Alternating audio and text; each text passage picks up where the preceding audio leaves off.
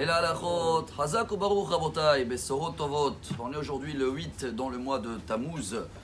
Et comme cette semaine c'était également l'Aïloula du Rabbi, vous vous rappelez, il y a 27 ans, 1994, qu'il a quitté le monde.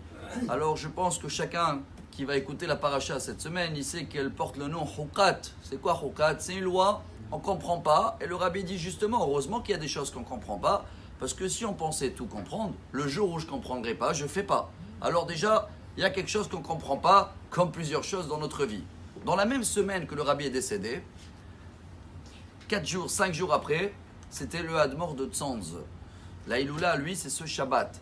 Vous avez tous attendu de parler de ce grand rabbin dans la Shoah qui a perdu sa femme et 11 enfants et qu'il a pu revenir en Israël, se remarier et avoir encore 7 enfants.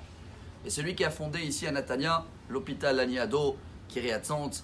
Et comme il est décédé dans la même semaine du Rabbi, on va essayer de partager quelque chose que j'espère que chacun à table de Shabbat peut le transmettre au nom de Hadmor de Tzanz, qui est quelque chose de magnifique. Cette paracha, il n'y a pas seulement la vache rousse qu'on ne comprend pas. On ne comprend pas également comment Moshe, qu'il a frappé le rocher, à cause de ça, il n'est pas rentré en Israël. Je vous laisse faire des devoirs. Regardez Or HaChaim HaKadosh, Rabbi Chaim Ben Attar, il amène 10 réponses. Pourquoi Moshe Rabbeinu il a frappé le rocher? Pourquoi il a été puni? Ou parce qu'il a dit écoutez les rebelles, comme ça on dit en français, il ne fallait pas le dire. Ou parce que Dieu il a dit de parler et lui il a frappé. Ou parce qu'il fallait faire une première fois, il a fait une deuxième fois. Et à la fin des 10 réponses, Or HaChaim HaKadosh il dit non, c'est trop fin. Quand il y a trop de réponses, ça veut dire qu'on ne connaît pas vraiment la faute de Moshe Rabbeinu. Mais le Hadmor de Tzanz dit quelque chose vraiment royal. Moshe Rabbeinu il savait très bien que Dieu il a dit de parler au rocher. Et il savait très bien que s'il va frapper, il va transgresser, entre guillemets, la parole de Dieu. Donc, il va être puni à tel point de ne pas rentrer en Israël parce qu'on était juste avant la rentrée d'Israël. Mais Moshe Rabbeinu, il a fait exprès. Il a fait exprès, il a pris le risque. Vous savez pour quelle raison? Et c'est ça qui est waouh.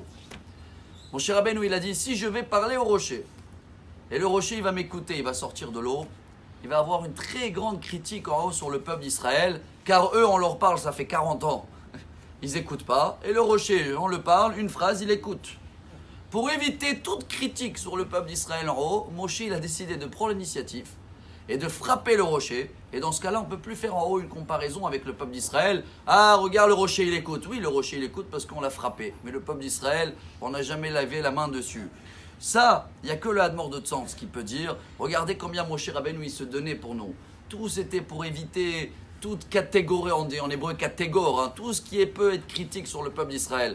Et pour trouver ce mérite, chers amis, venez-nous tous ce Shabbat, on va penser à lui, Rabbi Ekoutiel Alberstam, que c'est Saïloula. Et venez, on essaye, nous tous, de faire en sorte de prendre d'exemple, de savoir qu'il y a des choses qu'on ne comprend pas, c'est sûr, mais on va chercher par force un petit mérite qu'on peut trouver. Et comme ça, si Dieu veut, très très vite, Dieu va nous donner l'eau de la vie, avoir un très bon Shabbat et des très bonnes nouvelles. Amar Rabbi Elazar, Amar Rabbi Hanina.